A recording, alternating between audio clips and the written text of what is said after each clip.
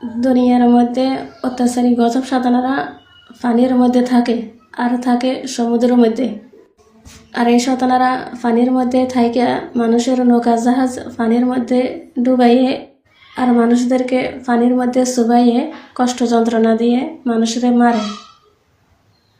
আর এই অত্যাচারী গজব সাধনারা মানুষদেরকে বেশি আগুনের মধ্যে ফালাইয়ে কষ্ট যন্ত্রণা দিয়ে পুড়িয়ে মারে।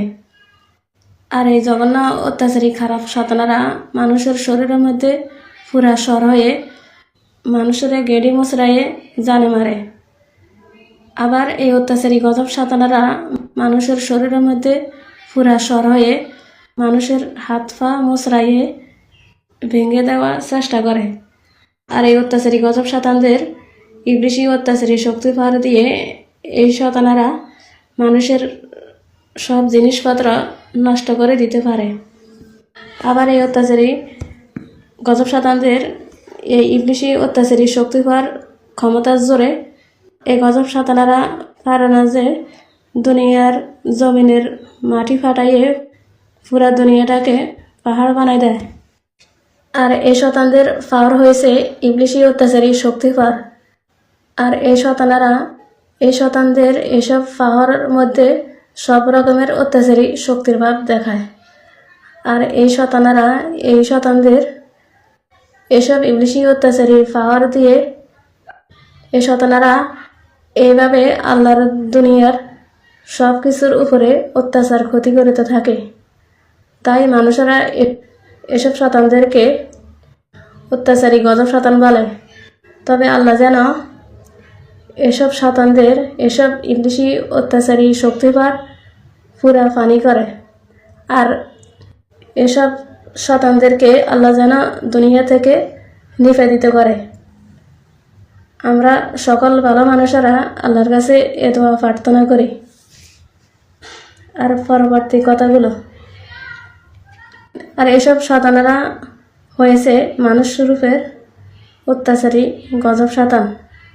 আর এই শতানেরা এই সিস্টেমে চারিদিকে ছড়ায়। একজন হুজুর আমাকে বলছে, যেমন এই শতানেরা রানে রানে ঘষে ঘষে আর এই শতানদের পুরা শরীর লাড়িয়ে লাড়িয়ে এই শতানদের দুই পাওয়ারি চোখ দিয়ে এই শতানদের অত্যাচারী শক্তিপার চারিদিকে ছড়াইতে থাকে। আর এই শতানদের এসব অত্যাচারী শক্তি পাওয়ার এই শতানদের ইবলিশি অত্যাচারী ব্যাস হয়ে এই শতানেরা বাসিয়ে বাসিয়ে মানুষের সব দিক দিয়ে অত্যাচার ক্ষতি করতে থাকে। আর এই শতানেরা কত ভালো মানুষদেরকে কত রকমভাবে কষ্ট যন্ত্রণা দিয়ে মারতে থাকে। কারণ এই শতানেরা আমার চোখে ধরা দিয়েছে। আর এই শতানেরা এই শতানদের ইবলিশি অত্যাচারী ব্যাস হয়ে এই শতানেরা আমার পুরা শরীরের মধ্যে বাসিয়ে বাসিয়ে আমার সব দিক দিয়ে অত্যাচার ক্ষতি করার চেষ্টা করে। কিন্তু আমি আল্লাহর নাম বেশি বেশি করে স্মরণ করে আমি দোয়া কালাম আর সূরা কারাত পড়তে থাকি। আর আমি এভাবে কোনো রকম নিজেকে রক্ষা করি। তাই আমি এ শতানদের এসব চালাকি চালের অত্যাচারী ব্যাপারে জানতে পেরেছি।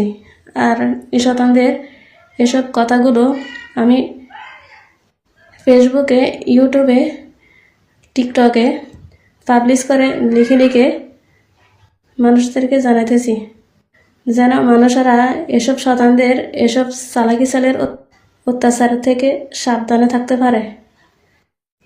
ধন্যবাদ। আল্লাহ হাফিজ।